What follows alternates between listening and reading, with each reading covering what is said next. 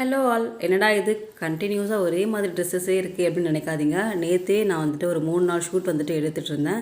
இந்த video night 10 மணி போல் எடுத்தது. அதனால தான் வந்துட்டு உங்களுக்கு கண்டினியூஸாக ஒரே மாதிரி தெரியுது. டின்னர்லாம் ஃபினிஷ் பண்ணுறதுக்கப்புறம் நான் வந்துட்டு ராகி மாவு அரைக்கலாம் அப்படின்ட்டு ராகி நல்லா கழுவிட்டு அதை ஊற போட்டு வச்சுருந்தேன். காலையில் எழுந்து நம்ம வெயில நல்லா வந்துட்டு ட்ரை பண்ணிக்கலாம் அப்படின்ட்டு.